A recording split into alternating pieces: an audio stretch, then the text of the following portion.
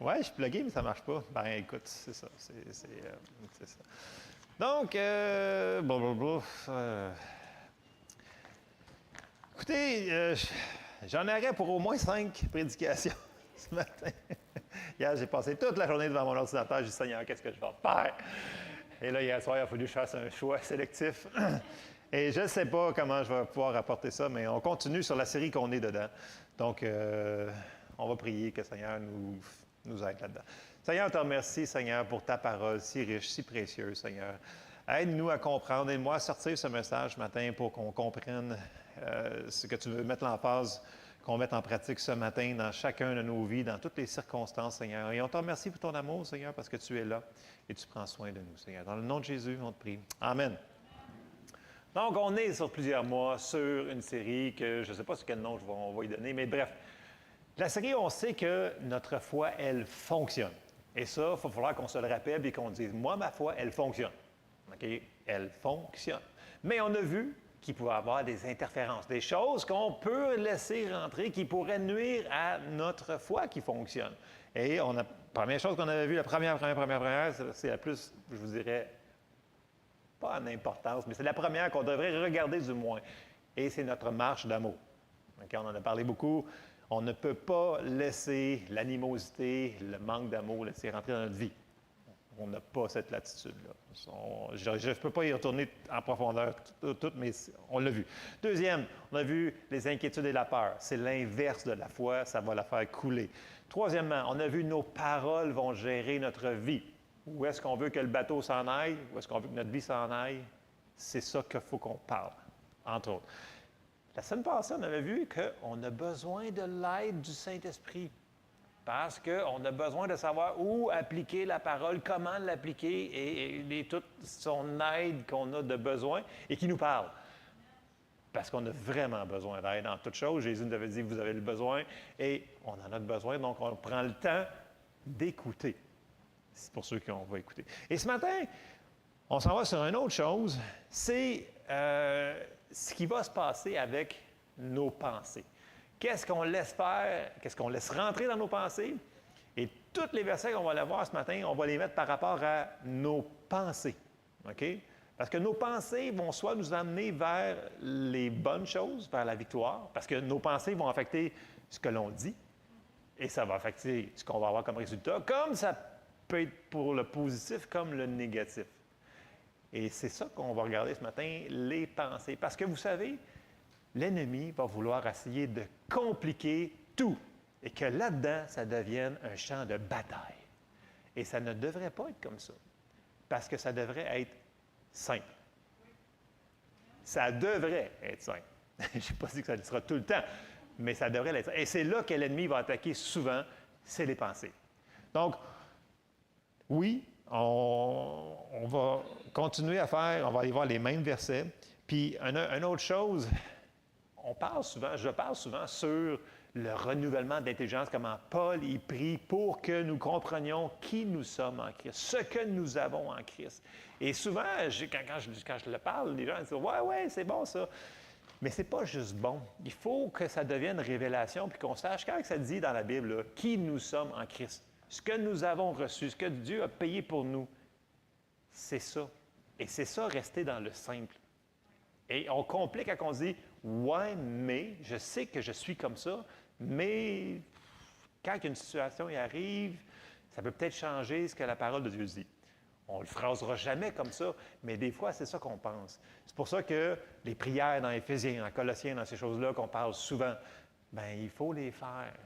Ça va nous aider à renouveler notre intelligence. Je me devance dans mes affaires, mais c'est la lignée sur laquelle on s'en va là-dessus, parce que l'ennemi va essayer par toutes sortes de ruses, des circonstances dans le naturel, de nous faire débarquer de ce que l'on croit, des passages, des promesses de Dieu qu'on sait qui nous appartiennent, et de sortir de là pour que ça devienne compliqué et que là, notre foi soit ralentie et éventuellement arrêtée. Et juste par les pensées. Et on va retourner dans le verset de base qu'on est depuis plusieurs mois. Josué 1, mais on va lire un verset avant et un verset après. Donc, Josué 1, verset 7. « Fortifie-toi seulement et aie bon courage en agissant fidèlement selon toute la loi que Moïse, mon serviteur, t'a prescrite. Ne t'en détourne ni à droite ni à gauche. Ça devrait être une affaire. Simple. Pas 4 affaires en même temps. Simple. C'est ça qui est dit. OK.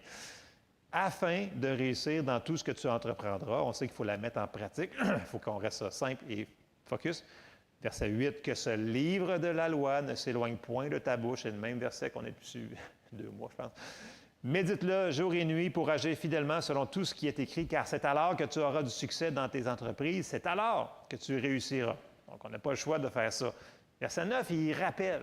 Puis là, il va y rappeler. Il dit, ne t'ai-je pas donné cet ordre? Fortifie-toi et prends courage. Ne t'effraie point et ne t'épouvante point, car l'Éternel, ton Dieu, est avec toi dans tout ce que tu entreprendras. Là, il rappelle que, écoute, je suis avec toi, là. Fait que ça va fonctionner. Fais juste faire la chose, ce que je te demande de faire. On garde ça simple. Et là, ce qui va arriver, c'est qu'il va y avoir une situation qui va challenger, qui va défier ce qu'on a mis notre foi dessus. Donc, dans le naturel, il va arriver des circonstances. Mais ce n'est pas parce qu'il y a des circonstances que la promesse n'est plus valide. On le sait ça. On l'a vu par plusieurs exemples. Et la parole, on va lire un autre passage. Vous savez, dans la Bible, dans le Nouveau Testament, Paul, il va parler beaucoup sur les pensées. Il va dire qu'il va falloir qu'on jette les pensées qui sont contraires à la connaissance de Christ. Il va falloir qu'on pense d'une certaine manière. Donc, un des versets, c'est dans Philippiens 4, verset 8, qu'on connaît très bien, parce qu'il sait que si on pense incorrectement, ça va nous amener à croire incorrectement. Et si on croit incorrectement, notre foi va être entravée. Et là, on est en train de croire pour quelque chose et on n'a pas de temps pour que ce soit une foi qui est au ralenti ou même une foi qui est arrêtée. Parce que la foi, elle est mesurable. Okay? Dans la Bible, ça dit 0 foi, petite foi, grande foi, foi, on va dire en français, mélangée. Donc, il y a différents types de foi. Mais on veut avoir une foi qui est, même si elle est petite, la foi, là, elle va déplacer des montagnes. On les a vus, ces passages-là. Là. Donc, si notre foi fonctionne, on va le voir à la manifestation. C'est pour ça qu'il faut garder nos pensées selon ce que la parole de Dieu nous dit. Et c'est là-dedans qu'on s'en va. Et une des choses, il nous dit, pensez sur des choses comme ça. Philippiens 4, verset 8, passage qu'on a vu souvent. Au reste, frères, que tout ce qui est vrai, que tout ce qui est honorable, que tout ce qui est juste, que tout ce qui est peu, que tout ce qui est aimable, que tout ce qui mérite l'approbation, ce qui est vertueux et digne de louange, soit l'objet de vos pensées. Ce que vous avez appris et reçu et entendu de moi, et ce que vous avez vu en moi, pratiquez-le. D'autres versions disent, faites-le. Et le Dieu de paix sera avec vous. Donc, ça, c'est la première chose. Il dit, OK, il va falloir que tu enlèves des choses de tes pensées, puis il va falloir que tu laisses rentrer certaines choses. Donc, ce qu'on met devant nos yeux, ce qu'on met dans nos oreilles, ça va finir par descendre dans nos cœurs. Et on va finir par dire des mauvaises choses. Pardon. De l'abondance du cœur, la bouche parle. Donc, les pensées, ce n'est pas quelque chose de... c'est important ce qu'on laisse rentrer là-dedans. Ça va finir par affecter notre vie. Et comment qu'on en sait ça? OK. Puis il va falloir qu'on décide d'être sélectif dans ce qu'on pense. Parce que c'est pas... On le sait que l'ennemi là, va essayer de tout compliquer ça. Là, OK? Quand on arrive, OK, on a mis notre foi, on sait comment ça fonctionne, on va aller revoir le passage qu'on connaît, Romains 10, 8 et Romains 10. Que dit-elle donc? OK, ça, c'est la loi de la foi. On le sait, qu'on le sait, qu'on le sait. C'est simple. OK, regardez le verset, là, c'est très simple. Que dit-elle donc? La parole est près de toi, dans ta bouche et dans ton cœur. Or, c'est la parole de la foi que nous prêchons. Si tu confesses de ta bouche le Seigneur Jésus et si tu crois dans ton cœur que Dieu l'a ressuscité des morts, tu seras sauvé. Car c'est en croyant du cœur qu'on parvient à la justice et c'est en confessant de la bouche qu'on parvient au salut selon ce que dit l'Écriture. Simple. Mais, aussi simple que cela soit-il pour le salut, les gens vont dire, ouais, non, parce que moi, je crois. Puis là, les gens, ils vont compliquer le message. Là, je le mets pour le salut, mais ça va être la même affaire si on parle de quelqu'un pour la guérison. OK? Puis là, les gens vont dire, ouais, mais à cause de ça, ça, ça, ça, ça. Je dis, non, reviens à ce que tu sais. OK? Reviens sur... Souvent, on se concentre sur ce qu'on ne sait pas. Et ça, c'est une grosse erreur. Il y a plein d'affaires qu'on ne sait pas. Mais si on se concentre sur ce qu'on ne sait pas, on s'en va dans une spirale qui va descendre. Par contre, on doit se saisir et dire, OK, voici ce que je sais. Je dis, ouais, mais c'est pas grand-chose. C'est pas grave. Si on se concentre sur ce qu'on sait, le Seigneur va nous en montrer plus. Et souvent, juste de faire ce qu'il nous a dit de faire, ça va nous amener très loin. Mais si on se concentre, ah, mais je ne connais pas ci, puis je ne connais pas ça, puis je ne sais pas ce qui va arriver demain, je ne sais pas. Ce n'est pas ton travail. Toi, ton travail, c'est de garder ça dans le simple. OK? On se concentre sur ce que l'on sait. L'ennemi, il va toujours vouloir que ce soit compliqué. Et quand c'est rendu compliqué, on a débarqué souvent de ce que Dieu nous a demandé de faire. On s'en va dessus. Et on va aller voir l'exemple par excellence, et on va le lire. C'est rare que je le lise au complet. Matthieu 4, on sait, Jésus va rencontrer l'ennemi. L'ennemi vient pour le tenter. Et Jésus, qu'est-ce qu'il va faire? Exactement.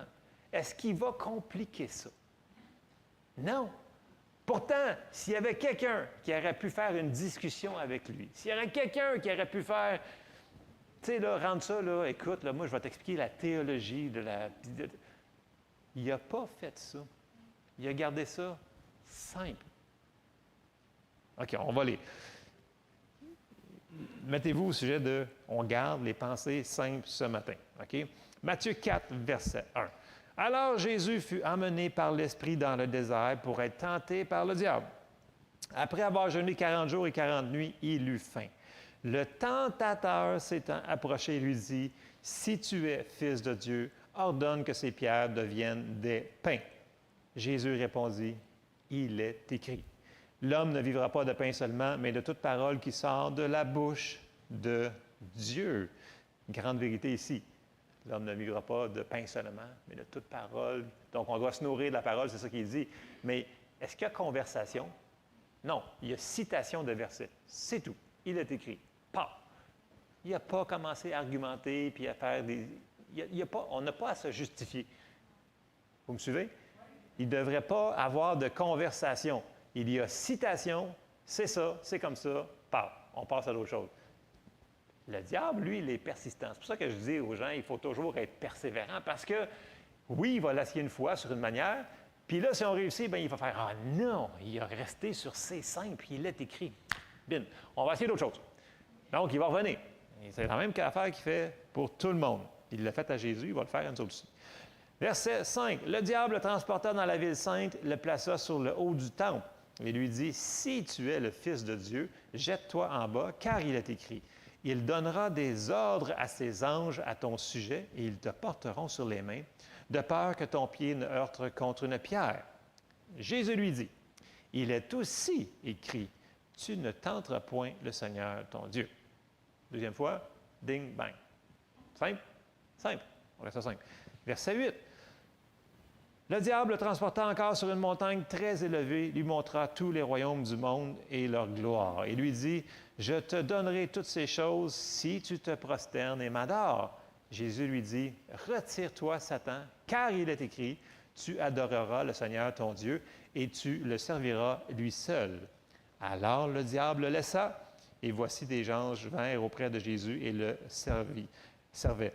J'ai lu une traduction qui disait, il le laissa pour un autre moment opportun. En anglais. Il y a d'autres Bibles d'études. Donc, ça veut dire qu'il est revenu plus tard. Là. Il s'est réessayé avec d'autres. On va compliquer la situation. Là.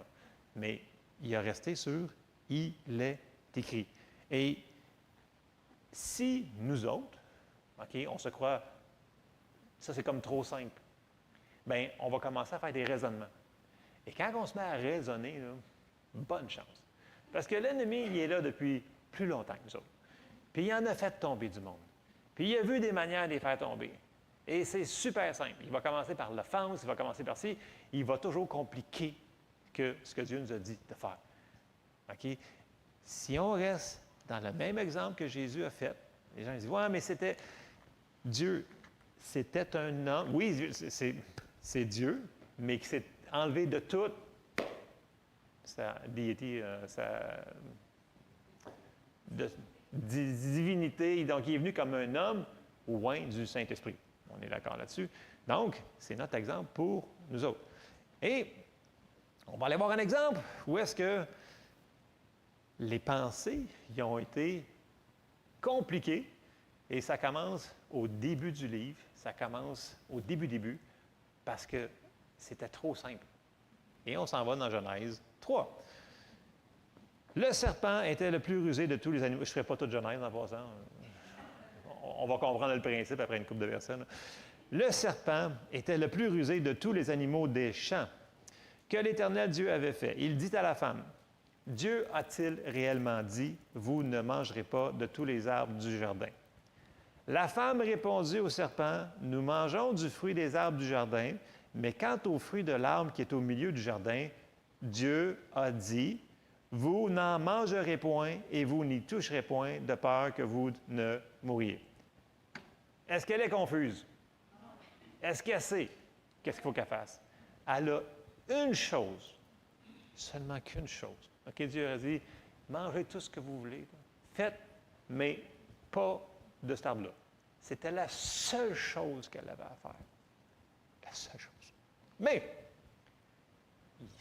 le diable est rusé. Il a dit, je vais l'avoir, je vais la faire raisonner. On va compliquer la situation.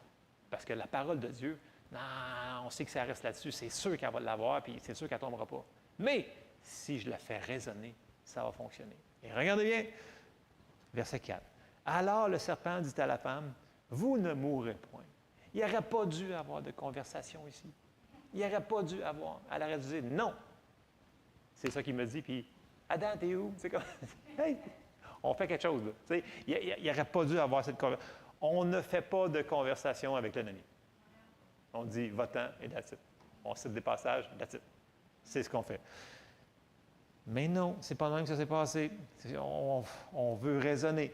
Verset 5. Mais Dieu sait que le jour où vous en mangerez, vos yeux s'ouvriront et que vous serez comme des dieux, connaissant le bien et le mal. Donc, là, c'est mis à penser. Et là, verset 6. La femme vit que l'arbre était bon à manger et agréable à la vue et qu'il était précieux pour ouvrir l'intelligence. Elle a pensé. Elle prit de son fruit et en mangea. Elle en donna aussi à son mari qui était auprès d'elle et il en mangea. Donc, elle pensait bien faire parce qu'elle dit, regarde, il me dit que vous ne mourrez pas, ce qui était un mensonge, vos yeux vont s'ouvrir, ils étaient déjà des dieux en passant, mais bon, vous allez connaître le bien et le mal. Elle pensait que ça, c'était tout un gain, là. Donc, comme sens que Dieu vous prive de choses. Dieu ne vous privait pas de rien, là. C'était pas, il ne fallait pas qu'elle fasse ça. Donc, par les raisonnements, par les discussions qu'elle a eues, Dieu, elle aurait dû juste dire, écoute, Dieu m'a donné une affaire, là, c'est comme ça. En passant, il était très intelligent, Ève. Okay? On ne parle pas d'hommes de caverne ici, là. Okay? C'est des gens probablement plus intelligents que vous et moi, okay? Qui n'avaient pas suivi la chute du péché. Il était bright, il était sharp, il était beau, il était belle. C'était le top. C'était les premiers, le meilleur du moule. Okay? Et là, on s'en va voir dans 2 Corinthiens qui nous dit, voici ce qui est arrivé. 2 Corinthiens 11, verset 3. Toutefois, de même que le serpent séduisit Ève par sa ruse, je crains que vos pensées ne se corrompent et ne se détournent de la simplicité à l'égard de Christ. Paul il dit, écoute, là, c'est simple, l'Évangile, c'est simple la parole de Dieu. Là. Compliquez pas les choses. Gardez vos pensées sur ce que Dieu a dit. Et si elle avait fait ça, elle ne serait pas tombée. Parce que là, c'est devenu compliqué, parce que là, il a donné des options. Mais quand on a plein d'options, ça devient trop compliqué. C'est comme quand on va au restaurant. Puis là, on vous donne un menu qui a 4 pages. Puis là, tu fais comment? Non, qu'est-ce que je vais faire?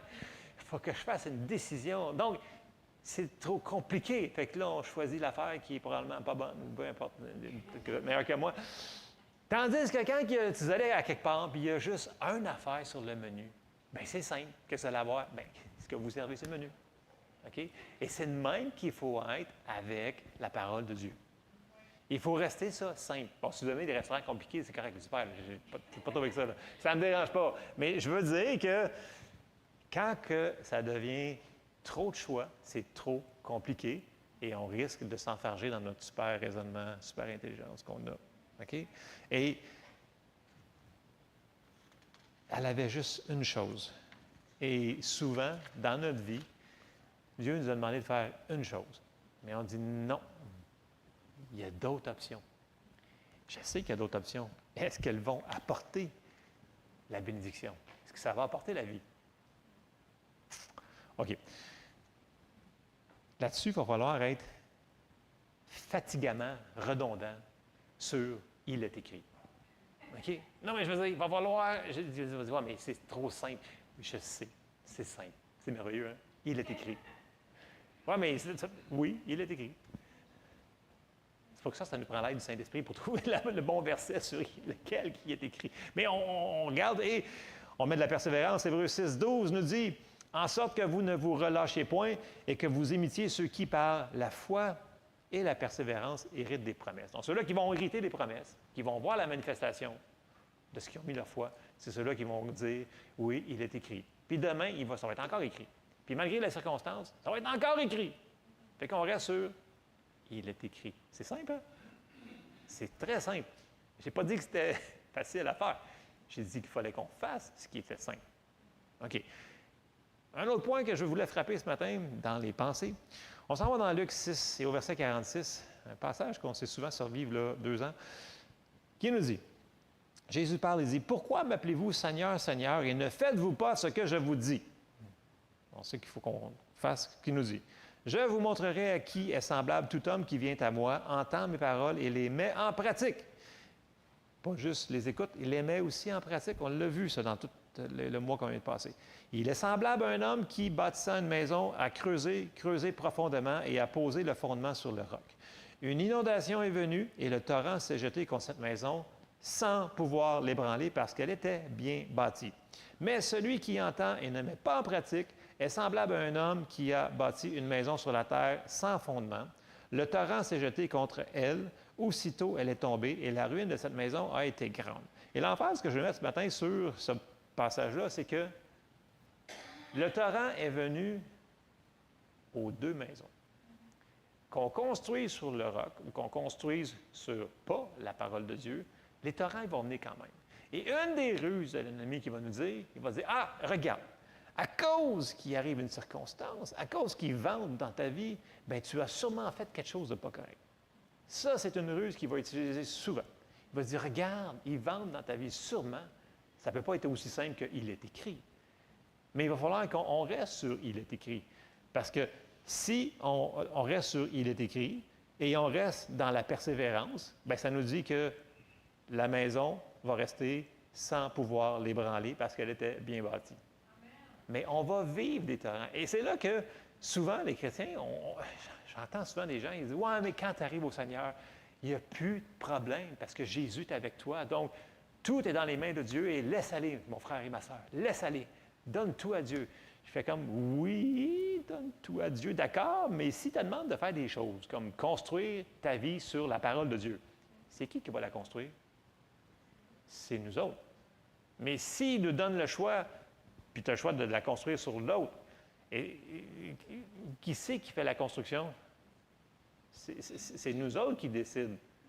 Parce que qui d'entre vous a été obligé de recevoir Jésus dans son cœur? Personne. Dieu n'obligera pas non plus à recevoir les bénédictions qu'il a payées pour nous autres. Nommez la situation que vous faites face présentement. Là. Dieu ne vous oblige pas à recevoir ce qu'il a payé le prix pour. Aussi cher qu'il a payé le prix, il ne peut pas nous obliger à le recevoir. C'est notre décision.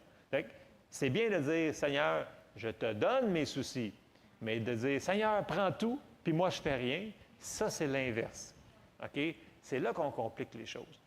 C'est pour ça qu'il faut être simple comme des enfants. OK? Puis ils vont dire, ouais, c'est comme ça. Ben, c'est comme ça. Je n'ai pas besoin de tout comprendre pour croire. OK, je vais répéter. Je n'ai pas besoin de tout comprendre pour croire que ce que Dieu me dit est vrai. Amen? OK. Donc, ce n'est pas parce que dans notre vie, il arrive une situation qui n'est pas plaisante, qui n'est pas facile, qu'on n'aime pas, que Dieu n'est pas là et que notre foi, elle fonctionne dans la situation.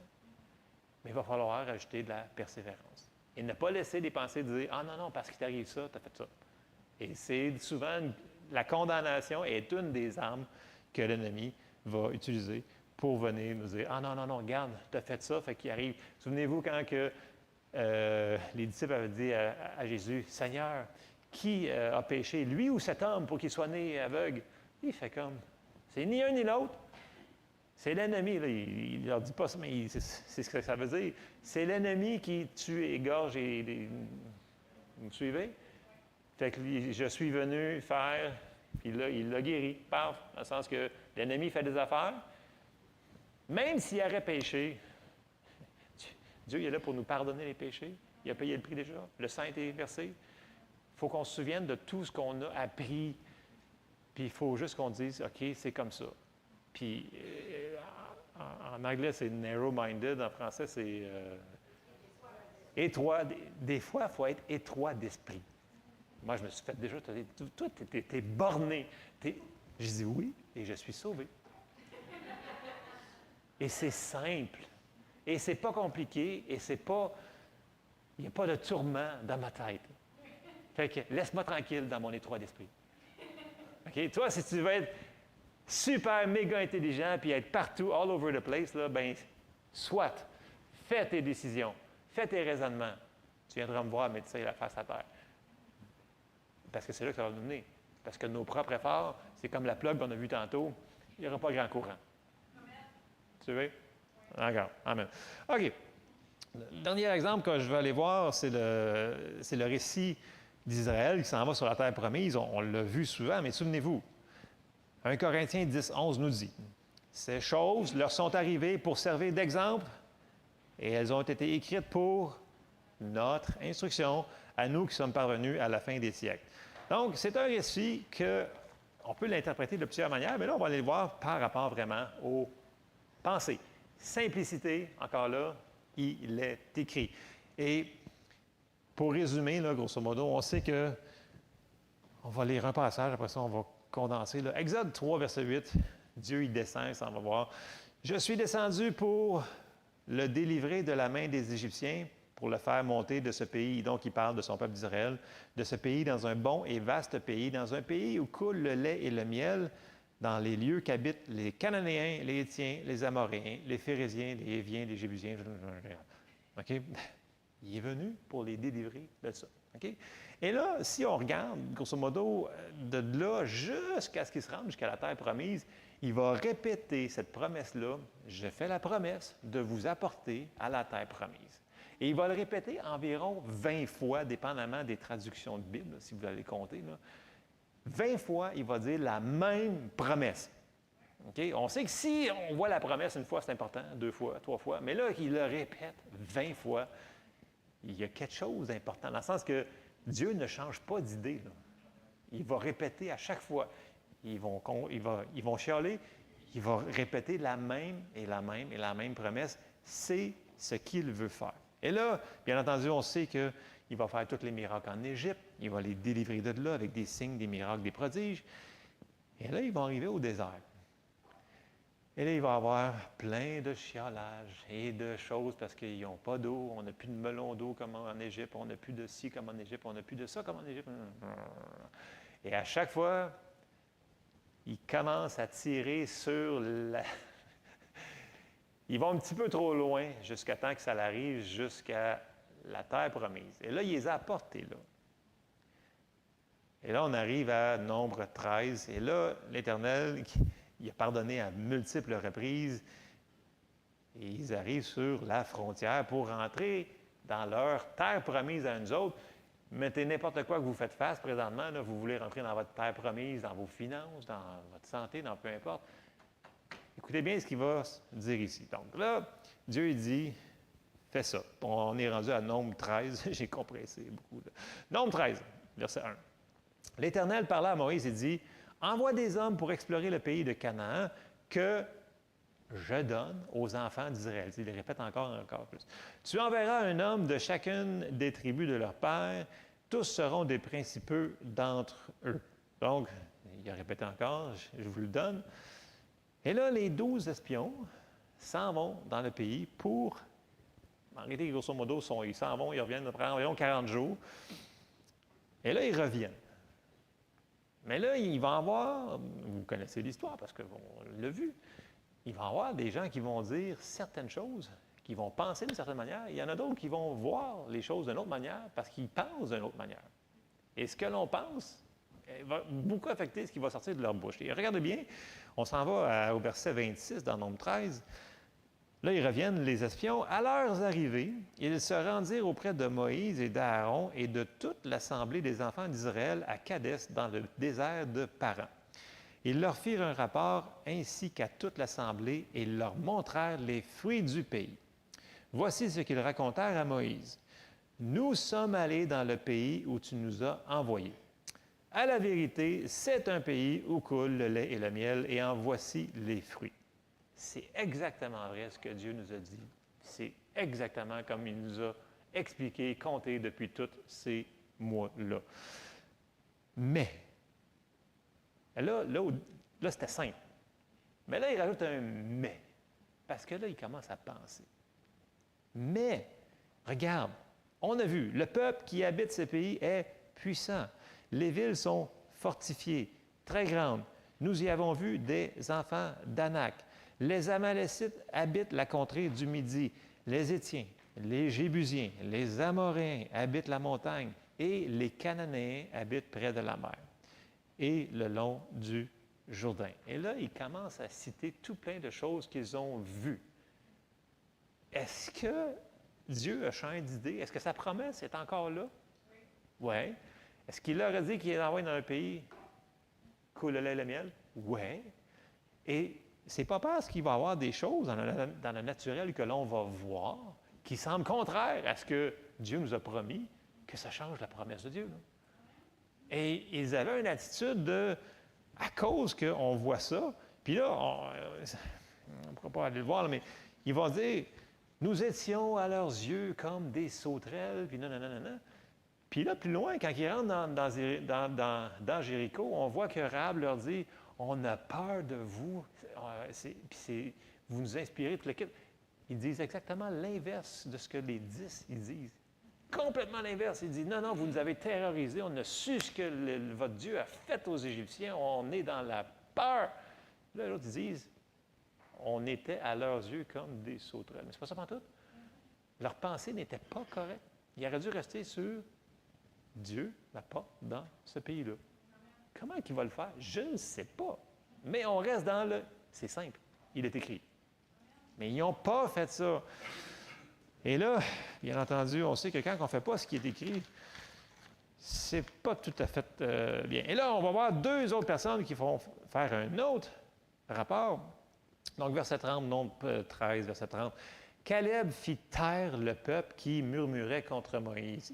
Et il dit, « Montons, emparons-nous du pays, nous y serons vainqueurs. » Hey, tu ne peux pas avoir plus simple que ça. Là. C'est pas, hey, on y va, puis on va être vainqueurs. Je ne sais pas comment, je ne sais pas comment on va faire, mais c'est ça que Dieu nous a demandé de faire. Faisons cela. Mais ils voyaient d'une manière différente. Mais les autres, ils n'ont pas eu la même confession. Verset 31. « Mais les hommes qui étaient allés avec lui dirent, « Nous ne pouvons pas montrer contre ce peuple. » Et là, ils vont donner des choses qui sont dans le naturel. Les choses naturelles sont toujours sujets à changement. La parole de Dieu, elle est plus forte que tout ce qui est dans le naturel. La parole de Dieu, elle est éternelle, elle ne change pas. Tout ce qu'on peut voir avec nos yeux, ce qu'on peut toucher, est sujet à changement. Parce que la parole de Dieu ne change pas. Dieu ne change pas. Dieu n'avait pas changé d'idée. Là. C'était son idée à lui et il voulait juste faire « Emparons-nous du pays et nous y serons vainqueurs. » Bon. Verset 32. « Et ils décrièrent devant les enfants d'Israël le pays qu'ils avaient exploré. Ils disaient, le pays que nous avons parcouru pour l'explorer est un pays qui dévore ses habitants. Tous ceux que nous y avons vus sont des hommes d'une haute taille. Nous y avons vu les géants, enfants d'Anak, de la race des géants. Nous étions à nos yeux et aux leurs comme des sauterelles. Il est là. Et là, ça me rappelle aux gens qui viennent me voir et me disent, OK, mais tu regardes ma circonstance, je vis ça, tu ne comprends pas, ça. Donc, la parole de Dieu ne peut pas être pour moi parce que moi, je vis ça. Et là, je fais comme, je ne comprends pas tout ce que tu vis, effectivement, mais je sais que la parole de Dieu dit ça. Et là, on a un choix à faire. C'est nous autres qui décidons. Soit on pense comme ça, puis on garde ça simple, on reste ça simple ici. Je n'ai pas dit que ça va être facile, là. Je n'ai pas dit que la situation n'était pas le fun. Mais les situations dans le naturel doivent plier le genou à la parole de Dieu, à ce que Dieu veut faire dans notre vie. Il va falloir que nos pensées soient... Il va falloir qu'on soit étroit d'esprit. Je ne dis pas d'être niaiseux, c'est pas ça que je veux dire. On garde notre intelligence que Dieu nous a donnée, mais il y a certaines choses qu'on doit faire. Résultat. OK, quand on dit que la majorité n'a pas toujours raison, là ici, là, il y en a juste 2 dans toute la gang qui font « Allons-y, on y va! » C'est comme, si on sort leur épée, ils sont là, tous les autres font « Ah non! » Et là, on arrive à nombre 14, et là, bien entendu, ils se sont rébellés. Et là, ils ont tellement, à tel point, là, ils ont dit « Qui est ce Moïse qui dit... Qui est ce Moïse qui dit... » Et là, en plus, ils décident de se choisir un nouveau chef pour aller attaquer, faire leur plan pour eux autres. Et là, ils rendent ça compliqué, là, mais compliqué. Là. Vous lirez, là, jusqu'à... Et là, bien entendu, ils subissent une défaite phénoménale. Ils reviennent au camp. Ils pleurèrent toute la nuit. Donc, ils ont passé la nuit à broyer parce qu'ils ont fait leur plan. Parce que là, c'est rendu trop compliqué. Là. Il n'y a plus rien. C'est le free for all. C'est n'importe quoi, là. Et là, il faut que Moïse y intercède parce que Dieu lui a dit, écoute, là, on va exterminer, on va recommencer à zéro. Tiens, on va recommencer juste avec toi. Et puis là, il fait, non, Seigneur. Et là, il intercède. Ça prend des gens qui intercèdent pour nous des fois. Parce que des fois, on a tendance à dire, Seigneur, je vais m'en occuper. Mais il ne faut pas s'en occuper. Parce que on risque de faire des choses pas correctes. Et là, résultat de tout ça, c'est que même si Dieu a dit, je vous amène, il n'a pas réussi à les apporter. Pourquoi? On va continuer à lire, Nombre 14, verset 26. Parce qu'ils ont une volonté. Il y a une personne qui ne veut pas, Dieu ne peut pas les obliger. Ça, je sais que ce n'est pas populaire, mais c'est la vérité quand même. Nombre 14, verset 26. L'Éternel parla à Moïse et à Aaron et dit, « Jusqu'à quand laisserai-je cette méchante assemblée murmurer contre moi? J'ai entendu les murmures des enfants d'Israël qui murmuraient contre moi. Dis-leur, je suis vivant, dit l'Éternel. Je vous ferai ainsi que vous avez parlé à mes oreilles. » Tu sais, quand on disait là, la puissance de nos paroles, là, ils ont dit, écoute, on va mourir ici. Il arrive à un endroit, il n'y a plus d'eau, on va mourir ici. Il arrive à un autre endroit qui n'y avait plus de, je ne sais plus trop quoi, là. On va mourir ici. Et là, après avoir dit ça, plus que genre, il dit, là,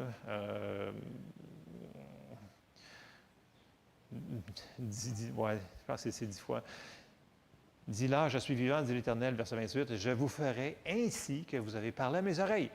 Vos cadavres tomberont dans ce désert, vous tous dont on a fait le dénombrement, et en vous comptant depuis l'âge de 20 ans et au-dessus, et qui avez murmuré contre moi. Vous n'entrerez point dans le pays que j'avais juré de vous faire habiter, excepté Caleb, fils de Jephuné, et Josué, fils de Nun. Donc, Josué et Caleb, ils ont rentré dans la terre promise. Ça a juste pris 40 ans de plus. À cause de la gang. Fait que des fois, je dis aux gens, écoutez, on est une famille de foi là-dedans. OK? Ramons du même bord. OK? Parce qu'on veut se rendre à une place. Et on a besoin des uns des autres. Et c'est super important quand on est sur la même page, Pour ça, des fois, je dis souvent, écoutez, quand on a quelque chose à cœur concernant les études bibliques, les prières, les choses comme ça, dites pas, écoute, c'est pas pour moi, ça c'est pour les autres qui sont appelés juste à faire ça, parce que non. Si on est une famille tout ensemble, puis on veut que ça fonctionne plus rapidement, il faut qu'on fasse la même chose sur la même page. Parce que Dieu, il n'est pas confus, lui. Dieu, il dit, fais une affaire. Puis là, si moi, mettons, je dis, écoute, Seigneur, me mets ça à cœur, on fait telle affaire. Mais il y en a là-dedans qui vont dire, non, c'est pas pour moi. Bien, la personne qui ne le fait pas va s'exclure de ce que Dieu est en train de faire et vous empêchez le bateau de ramer dans le même sens. Ça fait du sens? Étienne, ils ont fait du canot hier, puis s'il y en a un qui va de l'autre bord, là, Étienne il va vouloir faire de quoi avec une bouée de sauvetage de gentil? Il va dire, hey, réveille-toi. C'est comme ça, la vie chrétienne. On n'est pas un île à nous autres. C'est une expression, ça se dit plus. Là, mais bon, ça se dit mieux en anglais, je pense. En tout cas. Mais, ouais, c'est ça. Dieu, il veut que ça soit simple. On va terminer avec Hébreux 3, verset 18, qui dit et à qui jura-t-il qu'il n'entrerait pas dans son repos, sinon à ceux qui avaient désobéi? Aussi, voyons-nous qu'ils ne peuvent y entrer à cause de leur incrédulité. Donc, ils n'ont pas cru Dieu parce que leurs pensées ont été restées sur les circonstances. Caleb et Josué, il y avait leurs pensées sur « il est écrit » et ils ont rentré. Et c'est un exemple pour nous autres aujourd'hui dans toutes les situations que l'on fait face. Parce que Jésus nous l'a dit. Vous allez avoir des choses dans la vie. Il y aura des tribulations. Et s'il arrive de quoi, puis les gens disent « Ah non, il y a une tribulation, ça veut dire que j'ai fait quelque chose de pas correct. » Non, c'est pas comme ça. Pourquoi pensez-vous que Dieu nous a donné des armes? OK? Grosse révélation, là. OK? Si tu t'engages dans l'armée puis il te donne un bazooka, une mitraillette, puis tu le quittes, là, d'après toi, c'est-tu pour aller cueillir des fraises? Et les gens sont super surpris quand il arrive une épreuve dans leur vie, une situation financière, une situation physique dans leur corps. Ils font « Oh, qu'est-ce que je vais faire? » J'ai dit « Hey, le bouclier, là, l'épée, là, le casque, la patente, là. » Ouais. Bien, il aurait fallu que tu essaies d'apprendre avant que ça arrive, la situation, à t'en servir. C'est correct si tu essaies de te débattre pendant que tu commences avec la patente, là, mais ça aurait été mieux de commencer. Tu sais, on peut être préparé pour des situations. Et puis, dernièrement, je suis en train de lire un livre super bon de Ray Gene Wilson. Il cite plusieurs choses. Il était environ 35 ans avec Kenneth Hagin sur la route. Puis il dit, Kenneth Hagin disait, il dit, apprenez à mettre votre foi sur les petites choses que vous seriez capable de faire dans le naturel, OK, dans le sens qu'il n'y a pas de danger. OK, préparez-vous, utilisez votre foi. C'est comme faire de la musculation. OK? Attendez pas d'avoir à faire face à quelque chose que vous allez devoir lever qui pèse 500 livres avant de vous avoir entraîné. Dans le sens qu'il disait, si tu arrives dans la situation avant avoir mis ta foi dessus, préparée, tu es déjà en retard. Là, ça m'a frappé. Je suis comme, on est déjà en retard. Je fais comme, ah, wow, OK. Fait que, il y a souvent qu'on est déjà souvent en retard à plein d'endroits. La bonne nouvelle, c'est que le Seigneur va nous aider à se servir de ces choses-là. Mais on pourrait se simplifier la vie en utilisant notre foi avant la circonstance.